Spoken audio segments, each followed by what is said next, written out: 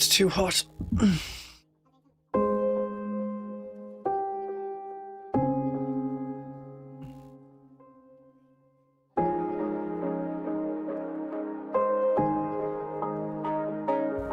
It's definitely short-sleeved shirt time today. Something warmest day in May on record in the UK. I mean, I avoid the sun at the best of times. This is the worst of times.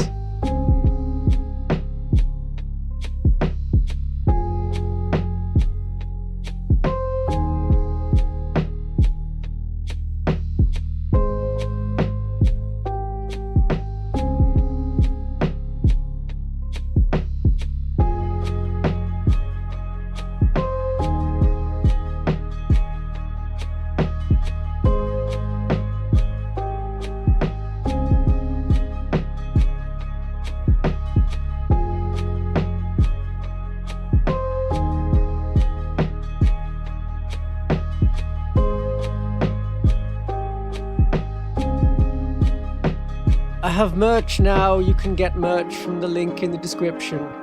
Many links in the description. You've got the tip money button to throw up things, and then your words will come up on screen in a minute when I change the screen, when we properly start, which will be soon. And there's the merch button, and there's all the, oh, I'm going to buy some Warhammers but cheaper, or some brushes for cheaper.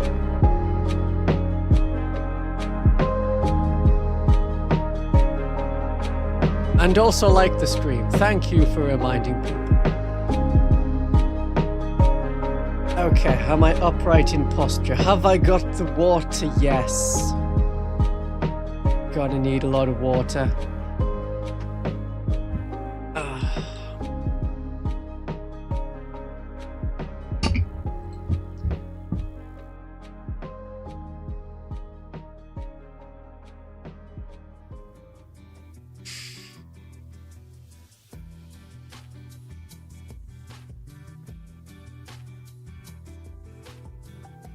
I'm gonna sneeze. No, I'm not gonna sneeze. No, I thought I was gonna sneeze, but I'm not. My body has decided no. Okay, good. Good, people are here. People are here. We're ready. Yes. Yes. It will be mildly interesting to see what they can put together. First time seeing the rules in practice.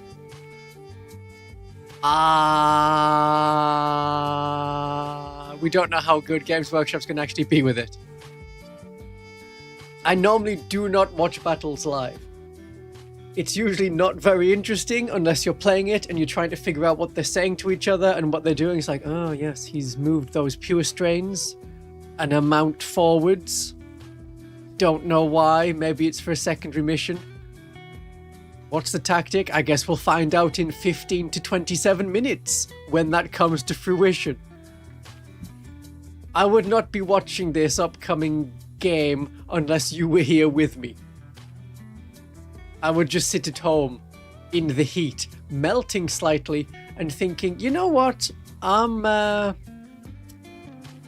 I'm just going to wait until other people have watched it and detail analysed all the rules and figured out some more things. I hope their audio works as well, but we don't know if they're going to do like a play-by-play, if they're going to have someone there talking through it, or it'll just be the two of them moving pieces in pretty much silence. No, we don't do air conditioning in the UK. It's something we think, I don't need that, and then there's like 2 weeks in June that are hot, and then after that we don't need it.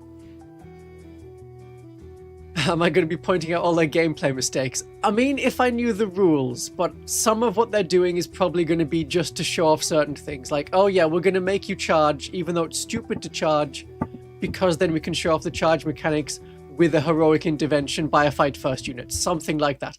They may have planned out exactly what's going to happen, like there's a script.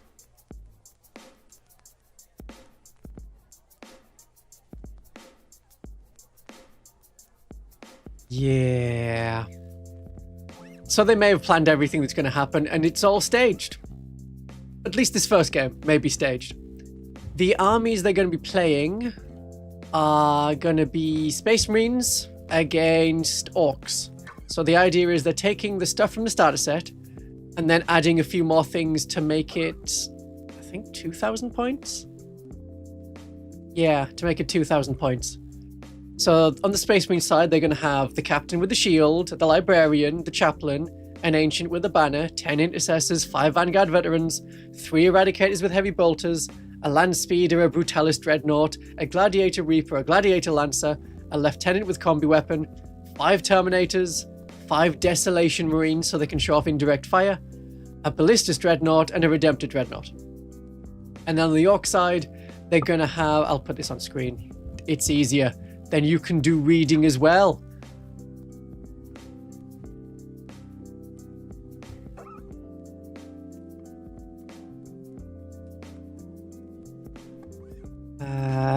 Move. Here we are, yeah. And then on the Orc side, so we've got the War Boss from the starter set, the Big Boss from the starter set, same with the Weird Boy and the Banner Knob, and the Pain Boy with the Grot Orderly. Pain Boy's rules are exactly the same as they have been now. Dead Dirty Syringe to cause a bunch of mortal wounds, which also does precision, so you can instantly kill a lot of characters. And also it's got a Power Claw. 2 lots of 10 boys. Don't know how exactly they're going to work that. With like which characters are with which units. Maybe they'll be able to have the War Boss and the Big Boss together. Or the War Boss and the Banner Knob. And then the Weird Boy or the Big... No, have the Big Boss and the Pain Boy in the same unit. Something like that. But only squads of 10 Orcs. Which will still hit really hard. I don't know which detachment they're using. It may be the same Warhorde. As like... Generally they are. That's the most recognizable and easiest to play. And they've also got the Dakar Rig, a War Track, and 10 Gretchen. Gretchen don't have a Runt Herder because the Gretchen in the box don't have a Runt Herder. And then... Ooh. Yeah, there's not 18 Mega Nobs. There's some Mega Nobs. A small number of Mega Nobs, 6 whole Mega Nobs, and Gazgul, and a Morkanaut, and 2 lots of 3 Deathcopters, 6 Tank Busters, 10 Commandos.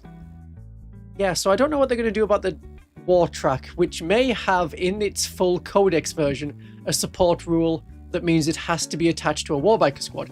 If that is the case, and the support rules are as they've said, which may only apply to actually support characters, you couldn't have them alone if it's a support thing. This would stop people taking in a full actual Orc army when you have the Codex.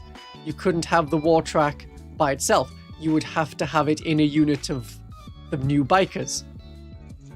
Couldn't have it alone, even though it's provided in the starter set alone. They did this last time, of course. Then again, there were actually rules to have the characters from the 10th edition starter set running around alone. That was allowed.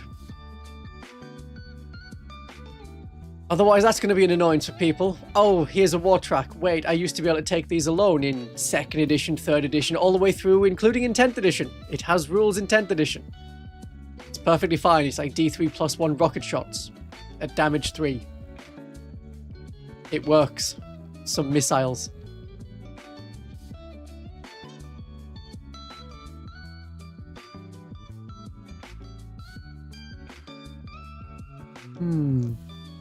Has the stuttering stopped? Seems to be okay now. It's telling me everything is good on this in stream health. It's excellent. Okay. Good stuff. They haven't said which detachment they're using. One of them, I'm guessing they'll do Gladius and Warhorde. That seems the most likely ones for a basic. Yeah, this works. And these will be, I assume, 3 detachment points, unless they really want to show off separate things. I don't know why they have a layout here to show off these army lists and it's in 2 separate bits. Because you don't have to separate out your detachments based on who's in which detachment. You just get 2 detachment rules, assuming you're doing a 2 detachment thing, but like one is 2 detachment points and one is 1 detachment point. You could have 3 detachment rules. if you did 3 1-point detachments, and have access to 9 stratagems, which seems to be the general way of going. That's what most people would probably do, unless they're desperately tied to one particular detachment that really works with everything in the army.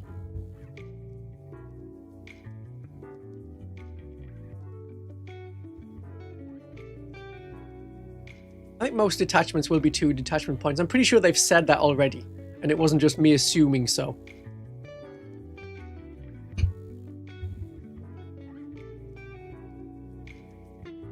And the second game is not, of course, scripted. That's some people from a different channel that isn't my channel doing some Tau against Death Guard. And then Admech against Eldar. But weirdly, the faction focus of today is going to be Genestealer Cult. It's nothing to do with the Eldar and Tau that are coming out later. So everyone has to piece together their rules and which detachment they're using, and they may have been told to use a particular detachment. Possibly.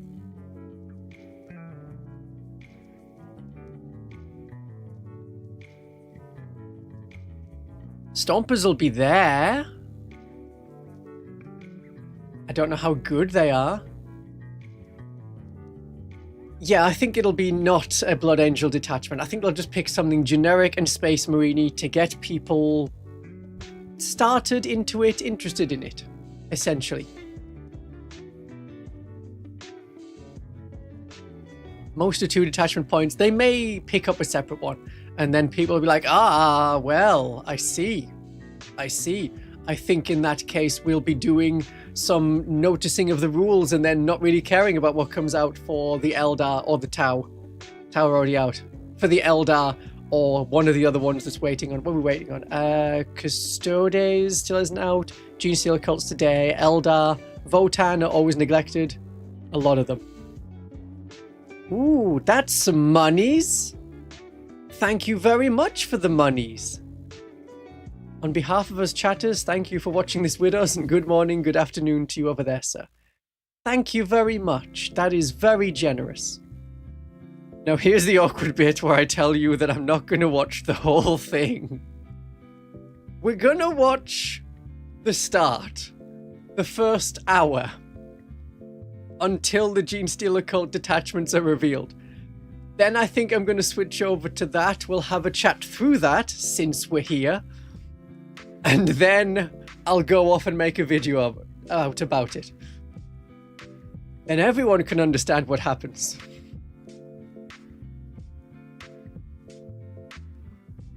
Oh my. Yeah, so it'll be a very Genestealer Cult day. Our squads might get the focus last. They might be the very last to get noticed. I thought they were going to stick agents last, but they've said they're not going to do any additional detachments for agents, almost like they regret making it any part of a codex. But they sold the codex so people would buy the codex if you want to use some units and you haven't heard of a certain Russian website. Or, yeah, even the app. You've got to buy the codex to be able to see the stuff on the app. Oh my.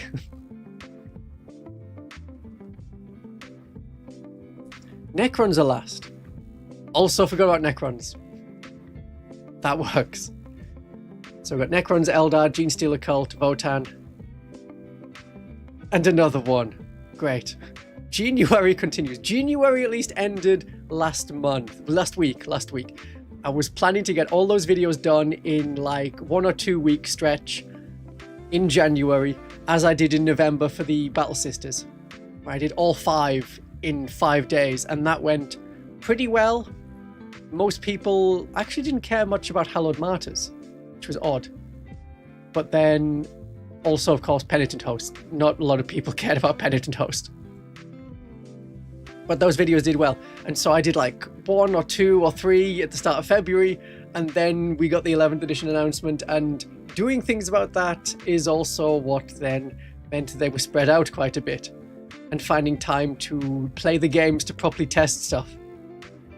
Admech, of course, that other faction everyone forgets. How much money to have you sing? I don't know if I'm that good at singing. There are very few songs that suit my accent. Be like Victoria Wood songs or classic songs from like the 1850s. I don't know if VTuber singing is fun. And karaoke. I mean, you save karaoke for like the tournaments. They sometimes have like everyone goes to the pub or everyone's at the same hotel, so they have a karaoke night. This is work. You are liaising possibly internationally with people in a different or similar industry right now. Poor Admic always getting forgotten. Oh my, Eminem, oh dear. I've not done Eminem since Eminem was popular, way back in the day. That's 20 years ago, my goodness. Now this is a Games Workshop game. When they've done a lot of things on something like Warhammer Plus, which I've seen several episodes of when people heard that I liked the Warhammers and were like, oh, I've got a Warhammer Plus, hey, watch this thing. And so I watched them and they do several things wrong. They do get a lot of rules incorrect. In the past, they've missed out unit abilities, they've forgotten invulnerable saves, Feel No Pain was done wrong, they rolled all the dice for the Feel No Pain at once. Like, you need to take 10 damage to Feel No Pains, and they rolled 20 dice. That was crazy.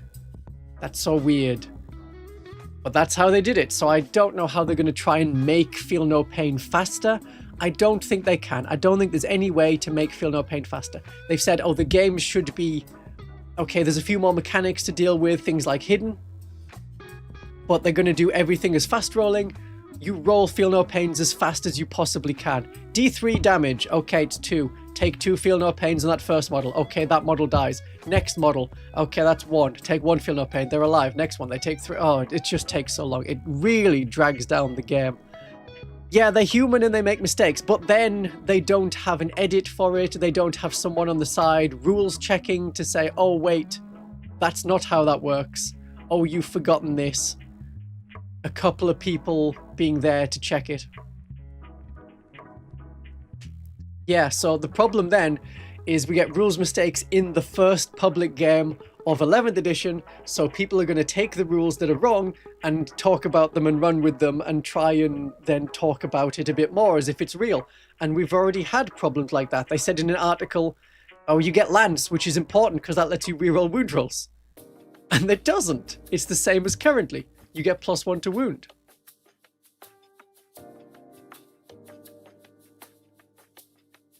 They'll be the same things. The Warhammer community articles will keep making mistakes. The people playing the game will keep making mistakes. And we just have to live with it until we see the rules. It's like, oh, it's not that. The thing that we thought it was, that we were shown on stream that it was, that half a dozen YouTubers picked up on and put in videos and said this is a rule that's coming, that you memorize and remember, and then, as things that you memorize often are remembered, and then you start playing it in a weekend, you're like, oh wait, this isn't the rule? I swear this was the rule. Everyone told me this is the rule. And no, you're playing the game wrong already.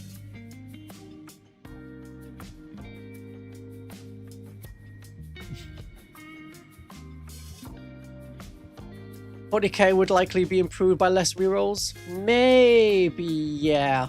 Possibly. It's another way of saying this unit is better at doing a thing. Because you've got lethal hits, you've got sustained hits, you've got +1 to hit, you've got reroll hit rolls of 1, but then there's reroll all the hit rolls, like, oh, okay, they're so much better.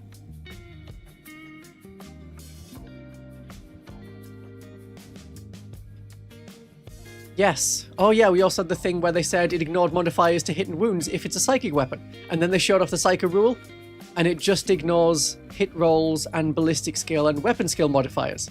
Nothing to do with wound rolls. Great, there's a mistake that people are going to remember. Oh, the Tectonic Frag Drill gets mentioned in Mechanicus 2. That's fun. I don't think you can buy the Tectonic Frag Drill anymore. But there you go. Yeah, I don't know how they're going to do like fast rolling on saves, because you're going to have to roll armor saves for units. I mean, you don't have like separate models having, oh, this model's in cover, so I'll take 2 on these 2 guys in cover and then do it separately on the rest of them that aren't, and then I have a different save on the character because the character has an invulnerable save. I can't imagine they're going to do a, okay, just take a save on the bodyguard save. As you do currently, you just take the bodyguard's toughness. It doesn't matter about the toughness of any characters in the unit. If you put a Neuro Tyrant with Neuro Gaunts, when you're attacking that unit, even with precision, that Neuro Tyrant has toughness 3 until all of your shots are done. That is faster. You don't need to stop and recalculate and do it 1 roll at a time. But it doesn't feel right. Having it as, oh yeah, just use the bodyguard's armor save. Ah, great. Why am I putting a character with Novitiates? Now they have essentially a 4+ armor save. Having an invulnerable save, just 1 shield in like an Aquila kill team, suddenly everyone's rolling on a 4+ invulnerable save. Doing it faster, there's degrees to which you may or may not do it. People just need to read the rules when they come out. You know that's not how people learn 40k. A couple of people will read the rules. What a lot of other people will do is follow what the people who read the rules and made a video about it say, and then they figure out what I can remember from that, and then you teach someone else while playing the game how to play the new edition of the game. No one reads the rules. There we go. I don't read rules. I just listen to Christian Von Carmian.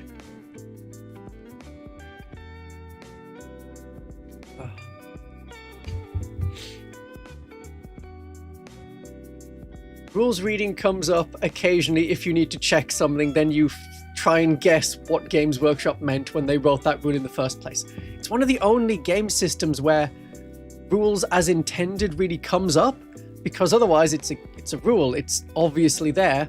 That's how you do it. And then you see rules as intended and rules as written. It's like, oh, well, which one do we do? Did they want to change this from the previous edition because of a flaw, or did they copy and paste badly? It's awkward. There's a lot of new things coming that'll be fun and interesting and generally good for the game. Having points back on some weapons, but we don't know how many weapons and which weapons and whether that's actually going to matter. You may get your army and, oh, you play Necrons or Tyranids. Yeah, there's no real difference. Maybe one of the weapons of like the really big beasties. Like, oh yeah, that one's worse. That's actively worse. Totally worse weapon. You cost 25 points fewer.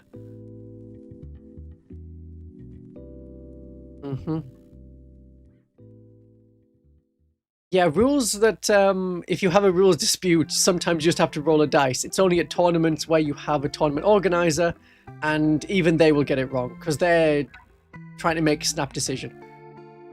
I'll have a video coming out in like, hopefully like 2 days' time, and I'll talk a lot more about this sort of stuff.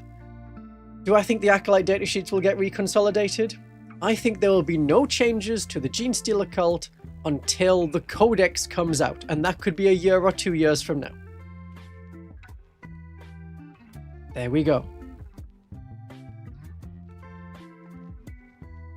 So there'll be no changes immediately.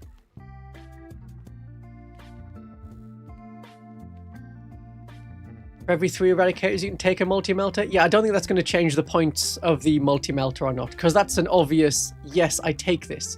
Or if I don't take it, it's because I want, I don't know, if they have assault on melter rifles rather than heavy. Maybe. Not really bothered. But that doesn't really change their role in the game. It's only if the different weapon means that it's the difference between like 4 Retributors with heavy flamers is really good at killing light infantry up close. 4 Retributors with multi-melters does a rather different job. You learn with each other. And here we'll just guess what the rules as intended was. Figure it out as we go. It'll be fine. Oh, there was a cool thing I wanted to show off, because we're talking about Age of Sigmar and comparing that to like 40k. Change it to that.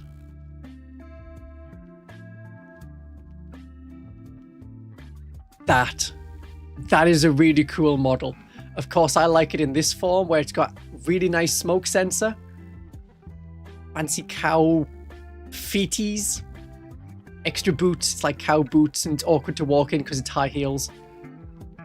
I thought this was a cool model. And you've got the fancy Slaanesh steed of Slaanesh head as an armor piece on the helmet. That looks cool. That's a really nice model. You don't get things like that in 40k. There's no cog fort in 40k. No drop church coming. I just thought this was an awesome model that's just come out. And I was not happy with the price of the cog fort. I mean, someone just gave me $100 American dollars. I think it was American dollars. That is like 3/4 of a cog fort. It's not even enough for a cog fort. I don't want a cog fort anymore. I'm fine without a cog fort. This wasn't a begging for money. I would much rather you use links in the description and say get yourself some discount brushes or some discounted Warhammer models or Conflict 47 models. Just get them through the link. Or merch. I have merch. Did we see the merch on the Get Started screen? There's merch. Yeah, it's fancy hips. It's a good one. I don't know why the Age of Sigmar model isn't like the 40k models are totally separate. Maybe there's a distinct set aesthetic for 40k that every faction needs to follow, and you can't deviate it from it too much. Otherwise it doesn't look right. I'm not doing a big Hammer Lady body pillow. But that would be funny. Rather than a body pillow of me. Interesting one. Okay, are they starting yet? Are they getting their stream ready? They might be.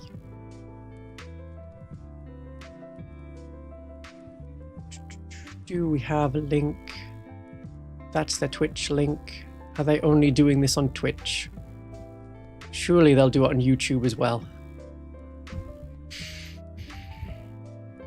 Warhammer channel.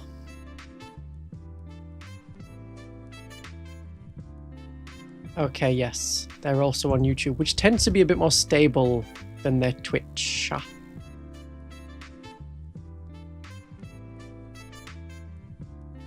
Change that up.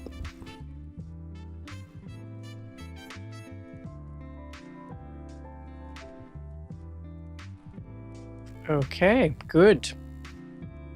If people were to join their stream and make a comment like, hey, what's happening with Deathwatch? Are we going to see the Deathwatch? Deathwatch, it's unclear if we're staying as a faction or we're just like 2 units, 3 units, 4 units, some units in Imperial Agents, which doesn't work as a faction after we've been a faction for 9 years. Does Games Workshop wish to start a war at the start of their new edition, their shiny little edition?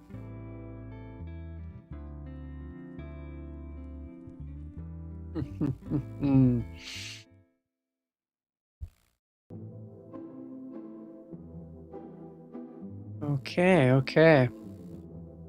I wonder if they'll do like a break. Like they'll say, okay, we've done a couple of hours of the stream, because it's a 2,000 point game, and I'm sure they'll probably want to go pretty slowly with it, just so people get a feel of it. I think it'll take like the full 3 hours, and then they'll switch to another table. Might be 3.5 hours? 4.5? Oh my goodness, the second one starts 4.5 hours from now. Hey, 4 hours is usually what it takes a lot of people to play 2,000 points. No shade against that. I know people want the game to be faster. Reducing rerolls might have done that. Reducing the amount of units needed for an army by increasing the points per unit might have also been a way to do it. But that means you sell less things. Or making something that isn't 2,000 points the normal amount. But 2,000 points seems to be both their cap and their expected for a standard size game. Which is unfortunate, because we would much rather it was like maybe a little bit less than that. Maybe a bit less.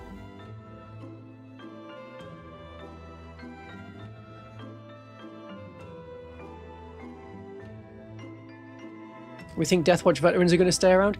The thing with Deathwatch veterans, they only remove units, or pretty much only remove units, when that kit gets updated or when the new codex comes out. Then some things might get the Legends tag or whatnot. So it may only be that when the Imperial Agents Codex comes out, that's when the Deathwatch veterans go. That might be it. We get to keep them for like the whole edition in tournament play, and then they'll get a Legends tag. They're not sold anymore, which is weird, but yeah.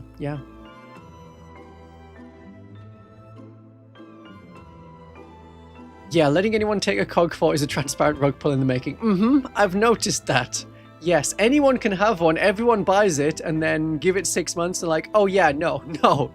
There's a regiment of renown, but that's only for order factions. Otherwise, you have to be Cities of Sigmar, and that'll be it.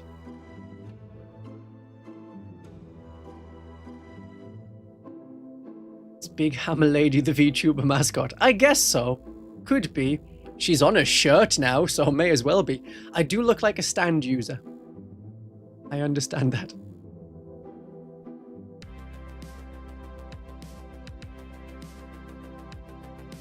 How is it going? Let's see. Move that there. Just organizing things. Organizing.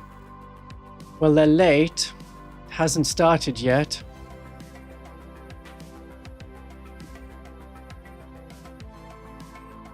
I don't actually know if agents will get an 11th edition codex. It might just be keep using the things as they are, and then they'll add to the faction pack any additional kill teams that are released.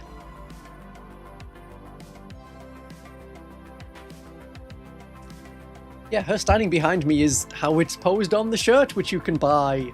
Link in the description. Yeah, so we'll watch this for like an hour. Get the general gist of the start of it. I think the most important things are going to be hidden, which is going to apply like at the start of the game. Probably to stop units getting shot in the first turn. There's quite a lot of open space on these boards. Surprisingly. So hidden is there to say, yeah, no, you're not shooting me first turn. It's a way of stopping that first turn shooting, and that's about it. I'm also interested if they'll do the card choices, if they'll randomly draw a mission. Have that already picked, maybe? If they'll do a twist, I mean, I hope so. If they're using the new mission deck, then they should show off the whole mission deck. Are we allowed to submit art of the VTuber model? Yes, in the Discord there is a channel called Von Carmian Fan Art, which is for fan art of Von Carmian, and you can put things that you have drawn there.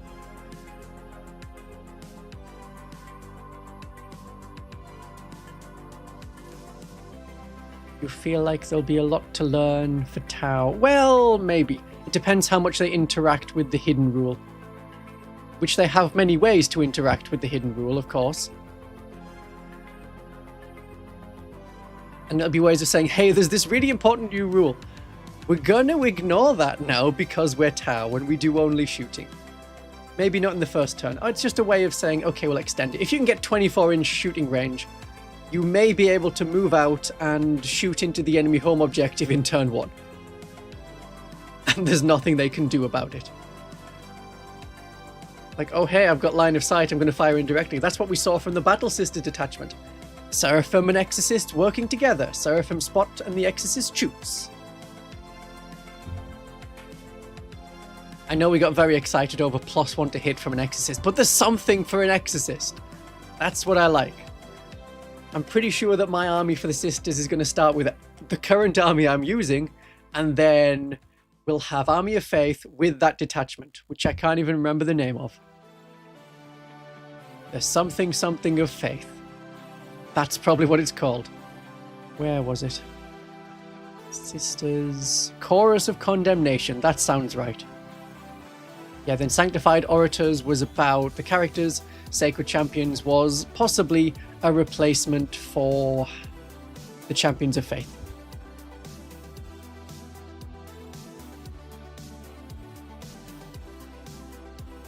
Charging the Exorcist out turn 2, it's an option.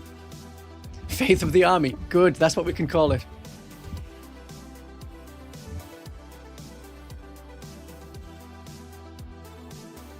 It's annoying that Custodes will actually benefit from the benefit of cover, and it hurts Genestealer Cult shooting.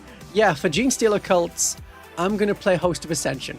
Their detachment rule, you get to ignore cover when you come from reserve. And most of my army's coming from reserve, except for like fewer Strained Genestealers that I put on the board, and some probably Neophytes. Yes, they have confirmed Subterranean Assault for Tyranids, which was a bonus detachment they got in like about this time last year. That's still around, so yes, there's hope for like non-codex detachments, such as Champions of Faith, such as the Deathwatch Black Spear Task Force. The points of Custodes will probably go up because they're heavy infantry, they now get benefit from cover, and they move through. The idea is they're harder to shoot now, and they can keep moving forward. Are we still getting nothing from the Warhammer side?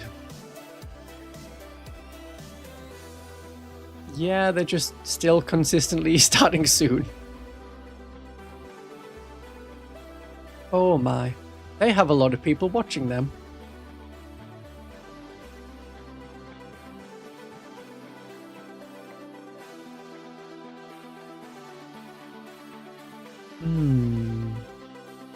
People, yeah, okay, there's comments again about the Deathwatch. I just scroll through their comments.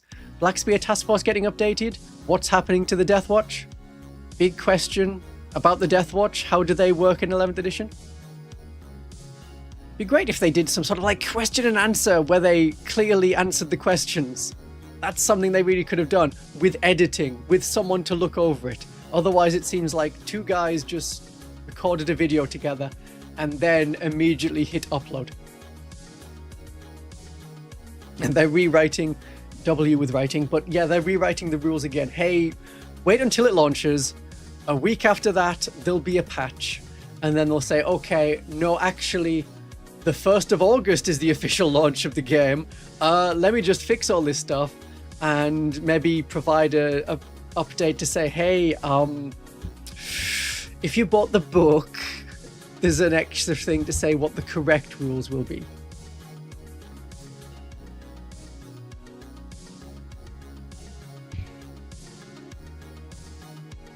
Final Day won't die. They're probably going to keep Final Day around. What I'm expecting for Final Day, if I haven't mentioned this already in some other video, which I might have done, and for anyone who's just joined, the plan is to watch this for an hour, and then as soon as the Genestealer Cult Faction Focus comes out, we'll switch to do that. But I'm thinking that with Final Day, they will say, okay, you've got Final Day, regardless of the size that you're playing, you get up to 500 points of Tyranids. And then there's maybe going to be a rule to say, yeah, you can have this with Brood Brothers, or maybe you can't. In 9th edition you could. There was a lot of convoluted rules, like 12 army rules for the Genestealer Cult in 9th edition that made them not beginner friendly. So they're more beginner friendly now. And if you want to get into Genestealer Cult relatively easily, the Biosanctuary Brood Surge is the way to do it, and have some big squads of aberrants. Because they're like 300 points for 10 models. And there's 900 points between 3 squads. It's not the ideal optimized way to do it, but they're very easy to paint, and you can get them on the table pretty quickly. And if you're in the UK, there's been a magazine coming out, which was like £10 for 5 aberrants, which is great. That'll be coming to other countries. I don't know how many months behind like the United States is. I think at least 6 months behind, if not, might be 3 months, We're on like the last, got like 2 or 3 more issues to come, and then Combat Patrol's done in the UK, so they're finishing off all of the World Leader stuff.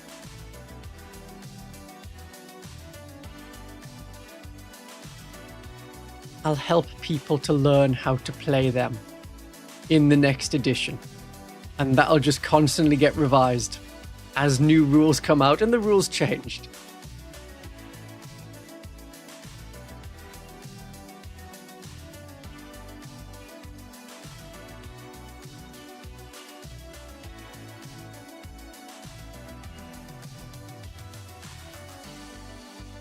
If I was just starting your army from scratch in 11th edition, what would you choose? I would probably wait till the rules are out and then figure out what to get.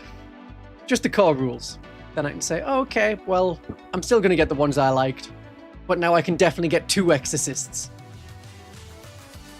Yeah, the Combat Patrol magazines are good, and if you play Genestealer Cult, the especially fun thing is most other people who like subscribe to get everything, they don't play or care about Genestealer Cult. And even though it was the good Combat Patrol, you're still only getting like 300 or 400 points. That's about it. Ah, right. You just got the Magos. Right, so Genestealer Cult stuff is just starting in the United States. Good. Good. Yeah, definitely get the Acolytes. Definitely get the Aberrants. Definitely get the Jackal Bikers. You can probably skip the Neophytes. Like 4 of the issues are Neophytes, which is not great.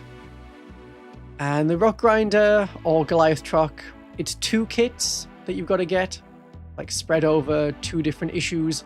So that's £20 or equivalent. Why is chat disconnected? I don't want chat to be disconnected. It's doing too many things. Okay, I can only see it in some places. Good. Good, good. Gonna get the Brood Coven, convert the Patriarch into Broodlord. Yep, and suddenly you're now playing Genestealer Cult, which is why the final day is good if you have a Tyranid army. Just throw in some Tyranid units. Only Vanguard Invaders, and if we're reduced to like 500 points, it's gonna be Gargoyles, it's gonna be the Hyper-Adapted Raveners. Maybe you can get a Death Leaper in there as well. Maybe you can get Captain Flappy Bat. It depends if they still have that stratagem to say, okay, yeah, you killed one of the gods. We are unhappy with that. +1 to hit and wound. Or you could be silly and say, here's my Trigon. In fact, here's 2 Trigons. Yes, the new Red Terror's Vanguard Invaders. Not looking the most strong. It's a cool model. Not ideal in rules terms. Less ideal if you're Genestealer Cult compared to just playing Tyranids.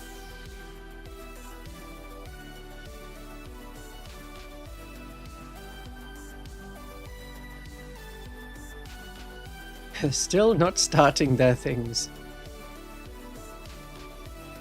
I wonder if they'll have a clock. Because they need to finish this game in, did we say 4.5 hours? Might be a push. And are they going to have breaks? Or are they just going to say, go, 4 hours, away, away? Are they going to do tag people in? Okay, there's noise coming from the stream. It's the same starter. Okay, I'm not going to put the sound on yet, because we've heard this all again. Right, if I turn that off, I will say it's very quiet again.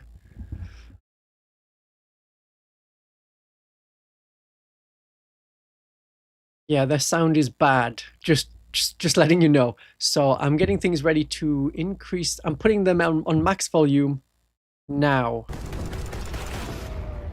That's how loud their stream is.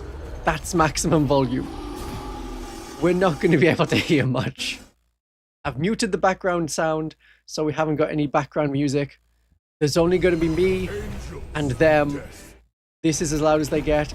Actually, I'll just turn that down just in case when they start talking, they suddenly have their audio fixed. I don't think that's going to happen. I think this is just the volume their stream is going to come through. Really wish they had an audio engineer. When I've had problems with like streams, I've been able to fix that problem by the next stream, and then I find a new problem. They've had the same problem for several streams now. It's too quiet. The audio doesn't work. They had it on their videos as well. A lot of their videos are too quiet. Well, that's fine, because you can increase the volume when you're watching that after the fact. But a stream, you're trying to do other things at the same time. You're trying to play a game. You've got the Frostpunk updates. You've got all of the 40k games that have come out, which I've played as much as I want, and I've seen the updates, and I've done the Space Marine 2 mission, and it's Yeah, it's an okay mission. You run around in the swamp for a bit. It's a very shooty mission. You don't want your jump pack or your bulwark. Okay, we're ready now. No, we're not ready yet. We have to show off the box. I think they want people to buy that box. It's coming June, which is soon. Well, there they were. Hello and welcome to Warhammer 40,000 New Edition Live. We are here to bring you 3 incredible games of the new edition of Warhammer 40,000. I am joined by wonderful co-commentators Adam Camilleri and Paul Murphy, and we'll be walking you through the They have a black screen. games of Warhammer 40,000. That's what it is. A great pleasure to be here. How you doing, Paul? Love and absolutely cannot wait for today. Well, the technical issues are here immediately. Of gaming and exploration of the new edition. You don't want to go They're anywhere. super excited for the new edition. I'm just I'm streaming a black screen. Armageddon box. This is Orcs playing into Space Marines. Wow, yeah, look at those models they're showing up. This is amazing, chat. Are you seeing this? Oh, such a great color scheme. They've got everything. This is Deathwatch. They're talking about Space Marines and they have black on the screen. Oh, yeah, leaks. They're showing off Deathwatch. Brand new Armageddon box into a 2,000-point list, and you're going to be contending over some brand new terrain pieces on brand new missions. Right, their chat has also crashed for them. Absolute showcase. And hopefully you guys will be learning along with us while we're giving you guys expert commentary on the brilliant. This is cinema. The brand new edition. Yeah, absolutely. And then after that, we've got 2 more brilliant games of Warhammer 40,000.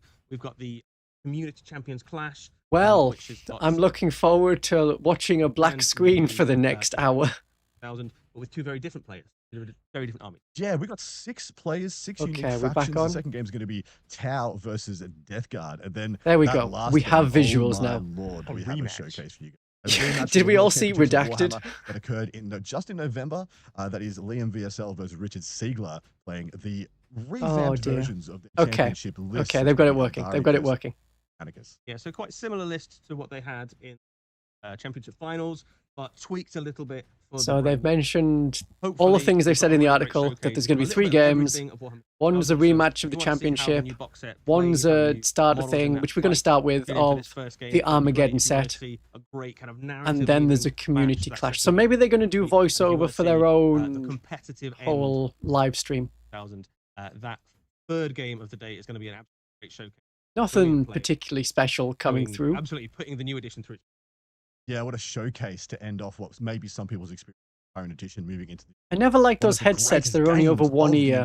That's always. I know it's very like Pit Crew, and you can hear what's going on around you. We are joining you here, but it just looks uncomfortable, and they are uncomfortable. Wrapped up our coverage of the Dallas Open, and one of the players you're going to be seeing in that. Yes, Adam's the one that's been in the faction focus stuff, who did say a lot of things incorrect in the Battle Sisters one, and is about to be stepping back onto the table to play. But never mind. Potentially an even harder game, or as hard a game. Oh, I see. We were more than 15 inches from the camera. That makes sense. We couldn't see them. Going to carry him forward into another win against Siegler, or can't try to win against Siegler? Look, has every opportunity. The new missions are going to be a huge factor to unpack, of course. There's new missions, so we might see some new missions.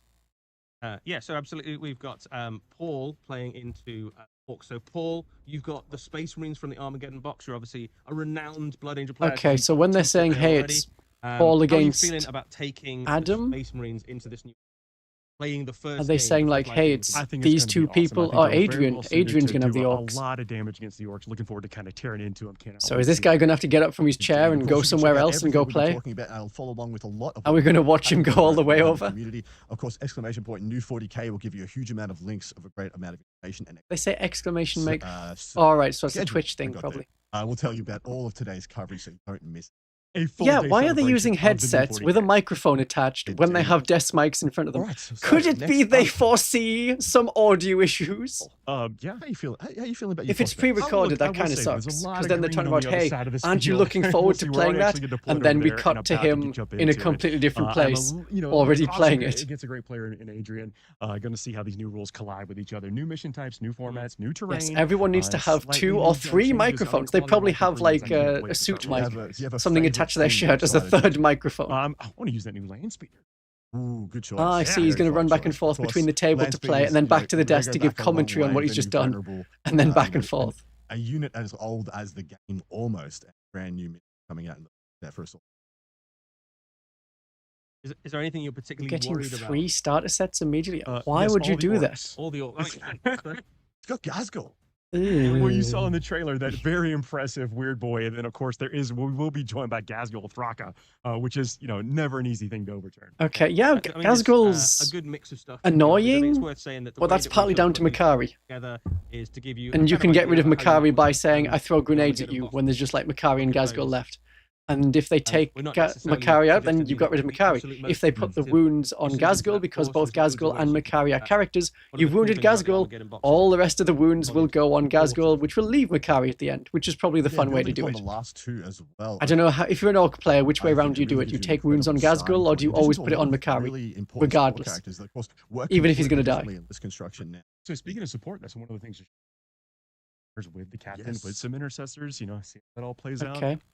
Absolutely. Okay, so the ancient support, which I think we knew. So they're going to have the ancient and the captain in the intercessor squad. That themselves, you want to, in addition, and of course, Paul here. You have there's some stakes. There's not some, don't dishonor this house. This house being you and me on this tabletop. So a little bit Dishonor on your family. A little bit, but hopefully going to put on a good show for everybody watching because I know we really want to see the game. I cannot wait to get over there. And I'm Yeah, assuming so they're we're going to just, use having just the the board data sort of set cards up and from prepare ready for, Armageddon rather than the your upcoming deployment. new codex stuff. Hopping over to the board in not too distant future. It's a great looking battlefield. It absolutely is. The new terrain. He does actually have a and third also the mic new on his layouts, white we'll see headphone cable. the actual footprint Yes. of the terrain. Yes, he it's gonna be does.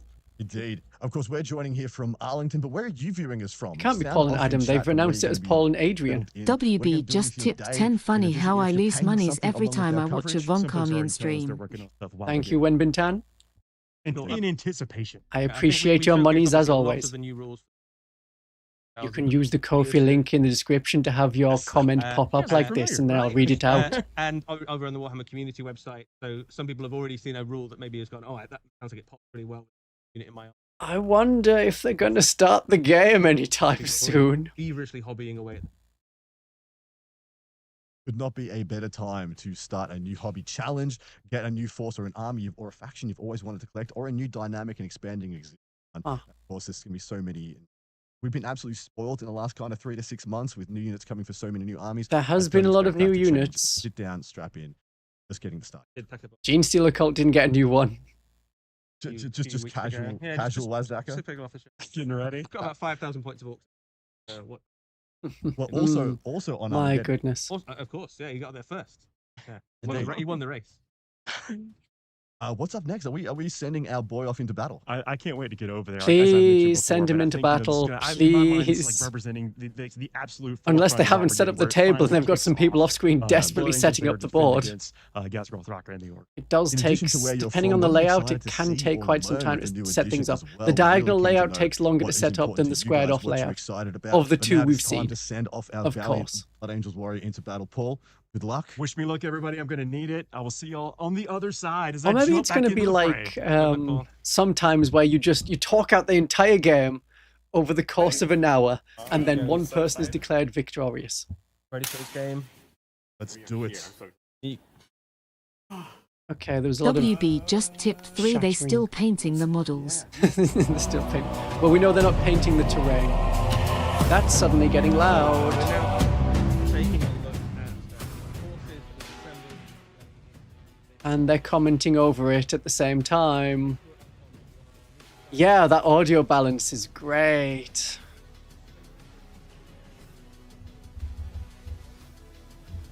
That's painful for my ears. Just trying to keep the audio under control for you. They're showing off the army. They're talking about this is the armies. Hundreds of different chapters available. So we've got 2 of them Okay. here, which also represent the ones that feature in the wonderful cinematic trailer that you saw at the start of this live And this stream. is These are the another lists that layout are that we up. haven't So, seen Adam, before. What's your kind of first impressions of how these are going to smash into each other? There You are see a lot it more kinda there in the on this top right? table, but the DAC is heavy on the Blood Angel side. And it looks of like we've things. got We're going to be infiltrators. playing a Ceramite Sentinels, which you can see is 3 detachment points in this configuration. Oh, okay. now. So, of Ceramite course, Sentinels is when it 3 comes to battle, detachment points? the force Yeah, that defense makes sense. That position makes is sense, also because it key for affects the your taking entire of army. hold, and we're going to be unpacking that in detail. That's as we one go through kind of the from intro was it the portion Maelstrom of book? setting the stage here for this game. I think He's it was gonna the be, Maelstrom book. across from him, detachment-wise, the greenskins. So the orcs idea playing is more if Daka you- and it's basically Dreadmob Imperial getting a Fist. 1 detachment point. If you're Detachment in point. area List terrain, combined, so you you're can gonna get a reroll little hit bit rolls more, and wound rolls I of 1, guess, for any of your units. Disposition and dispersed. And then the only two stratagem you use are Armor of Enhancements, you get more Contempt ability to do and things, lethal then hits overlapping / buffs, sustained hits. across your army. Breaking down things in a little bit more detail, starting on Paul's side of things with the Blood Angels, we have pretty much the entire brand new starter sets, both represented in both armies, and of course, as we mentioned, they've been expanded. Pretty much the whole starter set. Shouldn't it be the entire starter set? Ancient, we got a captain, we got the brand new jump pack chaplain, who looks absolutely spectacular, and a librarian. Librarian's got one of the new enhancements from Ceramite Sentinels, that being the Ignores cover for the Spy Skull data link. And then so that was 15 points. Going to be having defensive mastery, which is a 3-unit redeploy, Eddie. It's not bad. Yeah, so really useful. A good mix of stuff there. Let's see how they do redeploy, because that's important for like Imperial Agents and Genestealer Cult. In the new edition is those detachment points, which we talked about already. Ceramite Sentinels for the Space Marines, that is a detachment from one of the run-in books effectively into the new edition. So that's a okay, so that was 3 points, whereas Mordaka so is 1, and Dreadmob is 2. Points. But as an orc player, I'm looking at those detachments at the top there, and actually the fact that the Dreadmob is a 2 detachment point. Well, yeah, Dreadmob is rather focused. Detachment for orcs. Generally, anything that focuses on any of those new a few certain units in the Codex will be 2 detachment points. So the ones shown off on Warhammer Community are 1 detachment point, as we should get 3 or 2 new ones in a reworked final day for the Genestealer Cult later today. Starting, a bit higher on the points cost. If anything is, a lot of them that were a like everything in your army can get a benefit, it's 3 detachment points, hence the Ceramite Sentinels. Your walkers, your grot units, etc. like that.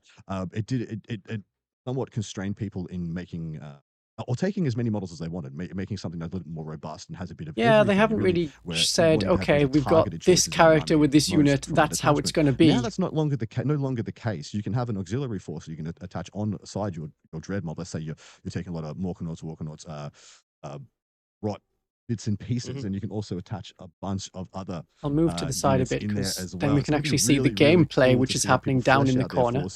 And get a lot more juice for the squeeze, so to speak. But running straight back through. Tiny bit of gameplay. Space Marine list. We've got 10 intercessors, of course. That is the staple of many Space Marine forces. 10 intercessors kick out a ferocious amount of firepower, and actually very good at taking out. As we've said, it's the stuff they said was going to be in there.